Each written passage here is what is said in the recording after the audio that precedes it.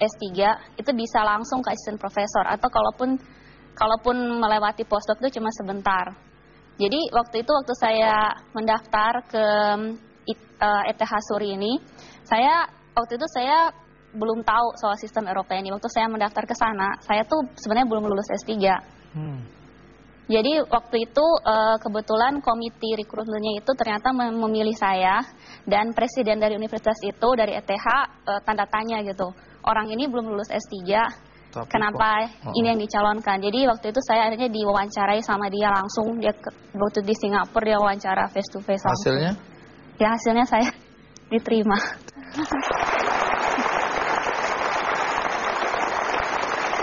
Kalau di sana, Anda kan kepala riset ya. Biasanya riset mengenai apa? Jadi riset saya fokusnya ke yang tadi itu Management Information System, interaksi antara bisnis dengan IT. Jadi contohnya, saya kasih contoh misalnya satu perusahaan membuat sebuah aplikasi IT. Itu saya meriset gimana caranya objektif atau tujuan dari aplikasi ini itu bisa dicapai oleh perusahaan itu. Karena tidak berarti bahwa kalau aplikasi itu sangat-sangat hebat, end usernya atau masyarakatnya itu menerimanya juga dengan baik, itu belum tentu. Belum tentu ya. Iya. Kalau sekarang ini katanya Anda sedang melakukan riset yang judulnya K-Village di Indonesia. Iya. Ini riset apa ini? Jadi K-Village itu artinya knowledge village. Motivasi awalnya itu saya melihat bahwa digital divide atau kesenjangan antara akses informasi dan informasi teknologi antara kota dengan desa itu sudah semakin mengecil. Yang menjadi masalahnya sekarang ini adalah penggunaan dari akses informasi dan akses IT di desa itu untuk kesejahteraan masyarakat di situ sendiri itu masih kurang. Jadi ada knowledge divide. Misalnya waktu saya ke desa, itu warung-warung internet itu tuh terjangkau dan ada beberapa dalam satu desa. Tapi waktu saya ke sana, di sana tuh kebanyakan anak-anak kecil yang main games. Jadi fungsinya tidak optimal. Fungsinya tidak dioptimalkan untuk harusnya.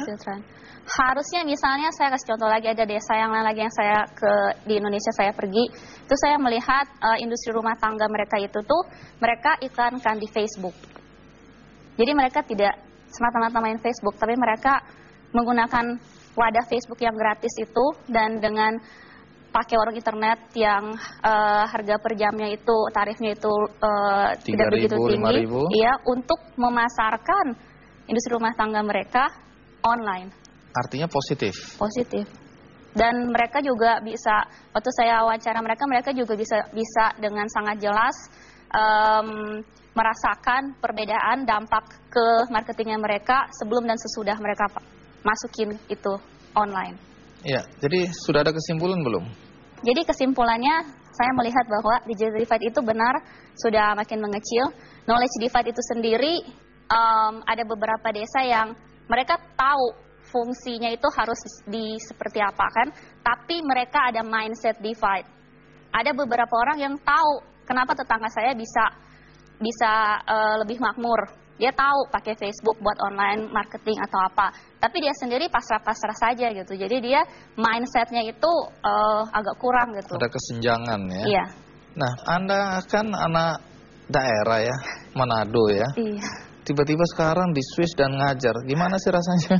Saya juga tidak menyangka saya bisa keluar negeri karena selesai saya SMA ya saya nggak bisa kemana-mana tepatnya. Jadi saya waktu itu